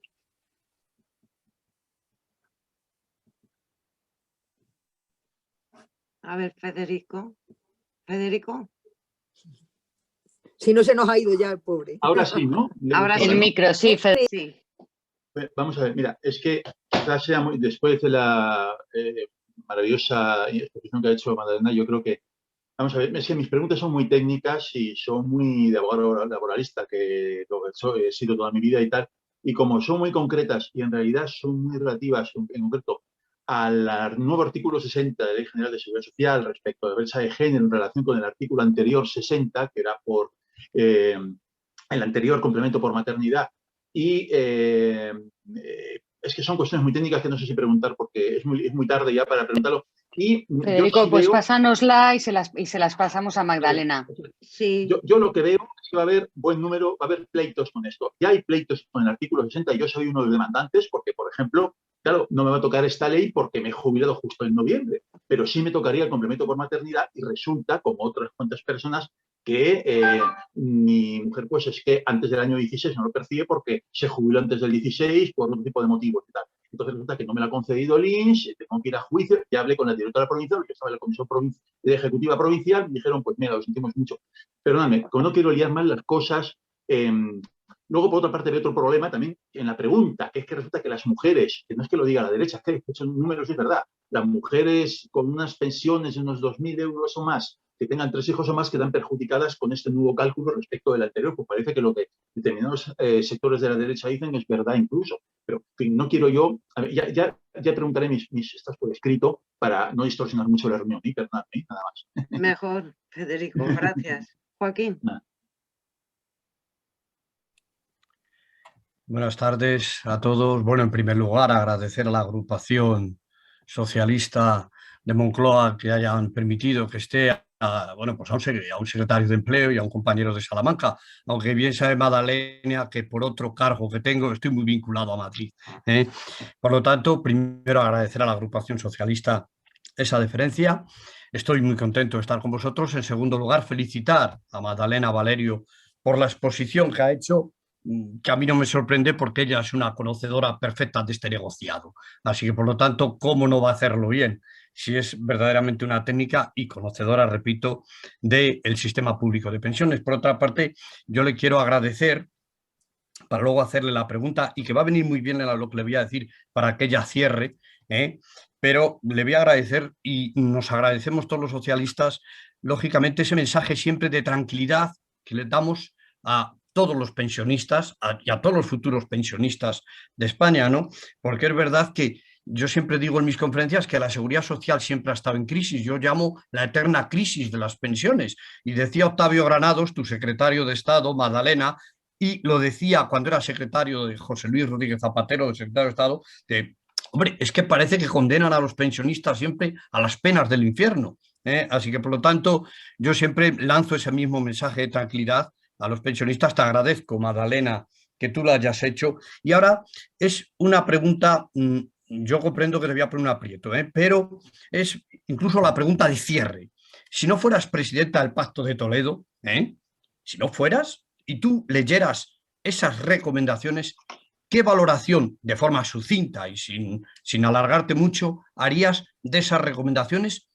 Pero no desde el cargo de presidenta de esa comisión, de ese Pacto de Toledo que tan dignamente presides, ¿de acuerdo? Sino desposeída del cargo y dijeras, cojo estas recomendaciones, ¿qué valoración global harías de forma Gracias, Joaquín. Y nada más, Muchas gracias. Gracias. Magdalena. Que no le he dado al micrófono. Federico, ya sé que lo de la reforma del artículo 60 va a traer cola.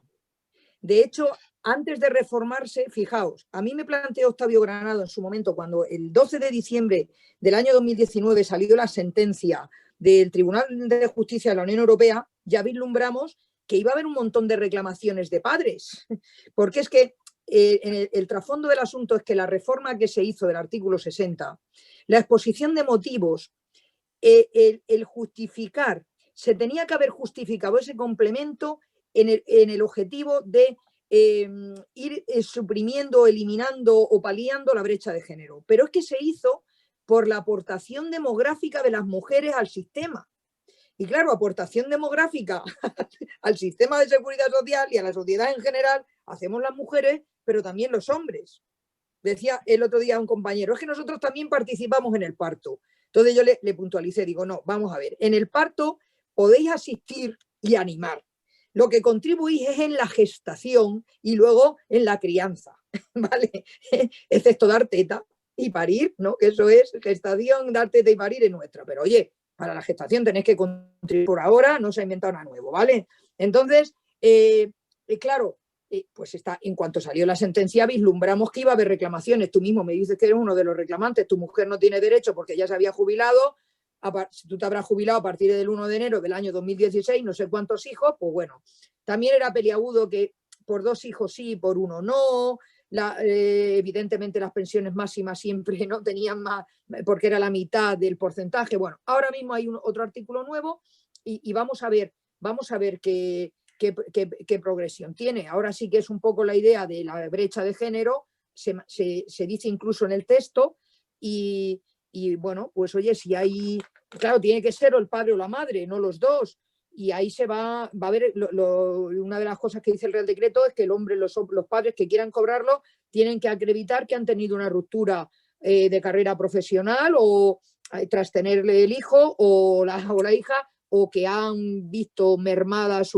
pues han tenido que pasar a un contrato parcial, a tiempo parcial. Eso ahí, para eso está todo el tema del control que tiene la tesorería de las vidas laborales de todos nosotros, ¿no? Bueno, vamos a ver.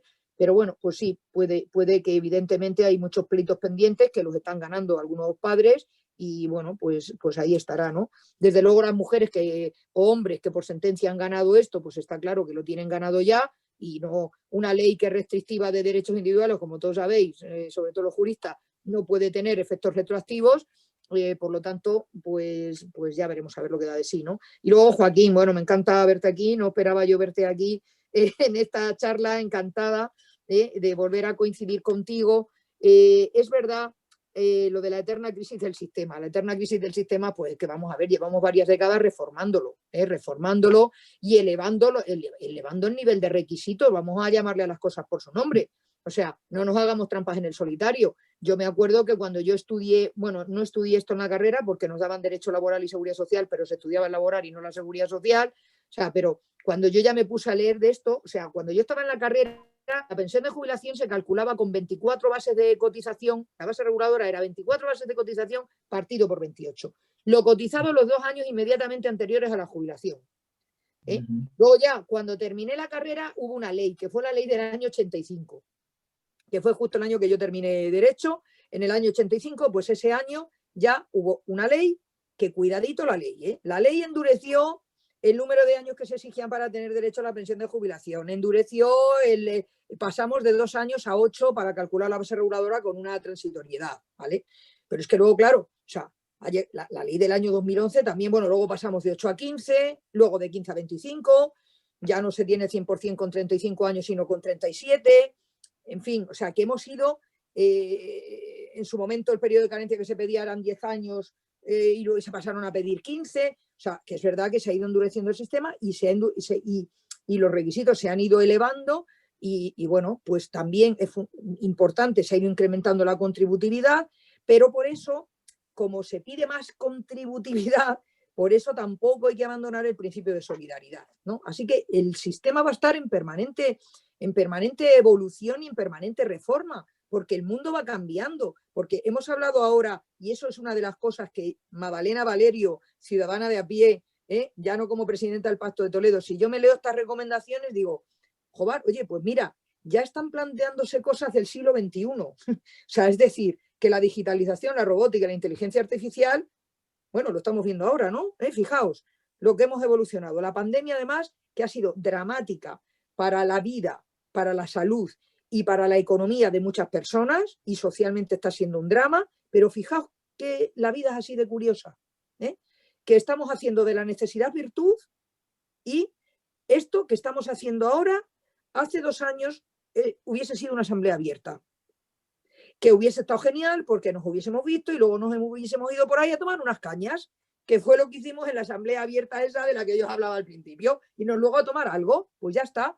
Bueno, pues fijaos, yo ahora sentada aquí, ¿verdad? Vosotros en vuestras casas y yo en la mía, pues está, y yo ahora mismo puedo permitirme el lujo de dar, casi todas las semanas tengo 2 o 3 charlas de estas, pero es que el otro día, vosotros, ya ves tú, Moncloa está a la vuelta de la esquina, pero Córdoba, Murcia, la semana que viene, el lunes tengo 2, una de formación de formadores a las 4 de la tarde y otra a las 7 para los compañeros de Asturias.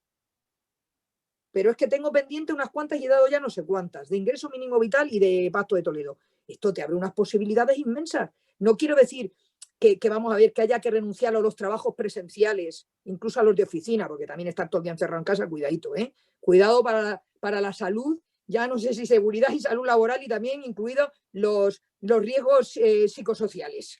O sea, aparte de las sillas poco ergonómicas que tenemos y unos cuantos menesteres más y la mala iluminación. O sea, que cuidado con el teletrabajo, pero también está abriendo muchas oportunidades de comunicación estas vías telemáticas, y que haya una recomendación que ya hable de esto y que diga, cuidado, que vale, que bien, las máquinas van a estar a nuestro servicio, vamos a tener más robótica, vamos a tener más inteligencia artificial, pero si la población activa baja, la población ocupada baja y hay menos cotizantes, porque, oye, está bien que los trabajos, sobre todo los más duros y algunos, los hagan las máquinas a nuestro servicio, ¿vale? A nuestro servicio. Bueno, pues eso va a significar, narices, ¿y quién va? O sea, ¿va a haber menos cotizantes? Bueno, pues habrá que buscar un complemento de financiación. O sea, el que haya específica de jóvenes, a mí me parece que porque cuando se habla de pensiones parece que solamente es de los mayores. No. claro, a los jóvenes que ocurre, que están mucho más preocupados por su presente laboral que por su futura pensión. Es más, muchos de ellos no van a cobrar pensión, como se ha establecido esta especie de que no va a haber, que no se va a cobrar pensión, pues hombre, para que no cobre pensión en el futuro aquí nadie, no tiene que currar nadie, porque en un sistema de reparto, joder, no va a trabajar nadie en este país, nadie ni va a trabajar ni nadie va a cotizar. Hombre, vamos a ver, ¿no? Me parece que eso, con muchas máquinas que haya, va a ser inviable. O sea, que vamos, el tema es, el desideratum no es si se va a cobrar pensión, sino que sea una pensión suficiente, digna, que se pueda tener una calidad de vida también una vez que uno abandona en la vida laboral. O sea, es una renta sustitutiva del trabajo, aunque ahora ya no está muy claro, Lo de que la pensión sea una renta sustitutiva del trabajo ahora con la compatibilidad de ciertos trabajos con pensión, etcétera, etcétera, esto ya está empezando a quebrar, pero no me quiero meter en ese charco, que eso da para una charla entera, ¿no? Entonces, a mí me gustan las recomendaciones porque ya vislumbran, ya está ahí ya el cambio de modelo productivo, el cambio de economía, que yo creo que es importante, y que haga hincapié en los jóvenes, pues me gusta también. Y me encanta que dé un plazo para quitarnos los gastos impropios, de verdad. Ojo, a mí me parecía muy osado dejarlo en 3. Yo lo dije, digo, me parece muy osado porque, claro, estamos con la COVID-19, estamos en una situación muy peculiar. Y fijaos, al final, o sea, lo hemos dejado en 3 años y este año nos hemos encontrado ya con la grata sorpresa, que yo no pensaba que iba a ser tanto, que 14.000 millones de euros de los 23.000 que tiene cuantificado el Ministerio de gastos impropios ya están en la Ley de Presupuestos Generales del Estado, ¿no? O sea que y luego el tema ya de garantía del poder adquisitivo, ¿no? Vamos a ver, hay que derogar la Ley 23/2013, y hay que hacer las reformas pertinentes, pero yo creo que aquí ya se abre una puerta muy importante a la clarificación de fuentes del sistema, a la cotización por ingresos reales de todos, tanto de por cuenta ajena como por cuenta propia, o sea, a reforzar el sistema, a la importancia que tiene el empleo, claro, por supuesto, y las relaciones laborales y las relaciones de empleo, que es fundamental también, y está muy claro en la recomendación 6. O sea, no sé, a mí me parece que son unas recomendaciones que claro, a lo mejor yo había ido más allá en algunas cuestiones, os lo confieso, pero son hijas del consenso las recomendaciones. Es que al final tiene muchos padres y tiene muchas madres, así que tiene una genética muy variadita. No, ¿a quién se parecen? Pues se parecen un poco a todos, pero yo creo que los socialistas podemos sentirnos bastante orgullosos de estas recomendaciones porque muchas cuestiones que están en las resoluciones del 39 Congreso Federal, en nuestros programas electorales, en el documento que presentamos aquel 8 de enero del año 2018, que parece... Es que han pasado nada, o sea, se ha pasado rápido, ¿no? Han sido 3 años y fijaos los pasos tan importantes que se han dado en las recomendaciones para apuntalar muchas de las cosas que decíamos en nuestros documentos. Y bueno, pues se están convirtiendo en realidad, ¿no? Entonces yo me quedo con eso, ¿no? Con que son unas recomendaciones bastante adaptadas al presente y que miran hacia el futuro, ¿no? Pues muchísimas gracias, Magdalena, por tu tiempo, por tus explicaciones tan brillantes que nos has hecho. Y paso la palabra a Fanny. Un besito. Muchísimas gracias, Inés, por tus bonitas palabras. Nada, para mí es un placer estar con vosotros. Ya sabéis que esto me apasiona y no tengo límite. Ya te veo. Muchas gracias, Magdalena. Ha sido... Es que con vosotros hemos empezado a las 7, pero os voy a confesar una cosa, que hay con algunos que empezamos a las 5 y a las 6. Y ya hay momentos que cuando llegan las 9 digo, quizá no deberíamos ya ir a ver un poquito los noticiarios, irnos a hacer la cena, digo, porque por mí me puedo quedar aquí hasta mañana, pero yo creo que ya después de 3 horas y tal, pero, o sea, que es que bueno, esto es importante, ¿no? Porque significa que suscita interés, ¿no? Y por algo será, ¿no? O sea, sí. Venga, cariño, te dejo que hables. Pues muchísimas gracias, Magdalena. Yo creo que sin duda ha sido la ponente más minuciosa de largo, he de decirte, bueno. Porque intentamos siempre que dure 1 hora, 1 hora y media por aquello que te decía Inés de la conciliación. No, contigo, y es verdad que el tema es muy interesante y bueno, desde luego ha sido una auténtica clase magistral, así que muchísimas gracias. Bueno. Y por favor, mándanos el documento para como te... para que se lo podamos reenviar a todos los Mira, compañeros. Fanny, Sí, lo he dicho, un placer. te voy a enviar, fíjate, por si hay alguien que tenga interés en tener todo el tocho aprobado, porque vamos a ver, las recomendaciones va a un tiene un texto más o menos razonable y un resumen, pero también puede haber personas que les interese tener todo, porque hay muchos gráficos, está todos los antecedentes del Pacto de Toledo. Entonces, hombre, son 100 y pico hojas, pero bueno, te lo voy a mandar también. Y luego también el partido, desde el partido hicimos un argumentario y hemos hecho también una presentación que estamos utilizando en los cursos estos de formación de formadores. Así que si quieres, yo te envío todo esto. Luego ya, oye, te lo pedís a Fanny. No, pues yo quiero solo las recomendaciones y el resumen. O quiero todo el texto, o quiero el argumentario también, o quiero también la presentación. Menú variado. Vale. Pues muchísimas gracias, Magdalena, y tenemos el vino pendiente, porque lo mejor de las charlas, aparte del ponente, es luego el vino. Joder, es que esas charletas de después, la verdad que se echan merece la pena, sí. Pero bueno, llegaremos. Llegará. En cuanto abramos, te invitaremos y nos tomaremos ese vino pendiente. Muy bien. Muchísimas gracias a todos. Un abrazo muy fuerte, abrazo virtual. Hasta luego. Gracias, Magdalena. Cuidaros mucho, por favor. Igualmente. Adiós. Cuídate Hasta ahora. también. Hasta luego. Igualmente, Adiós. hasta ahora. Adiós.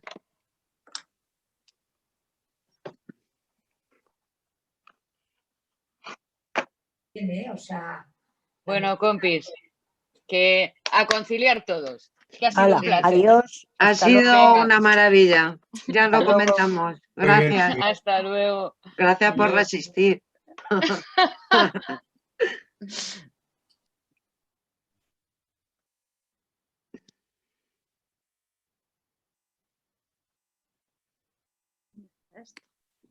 No salía yo.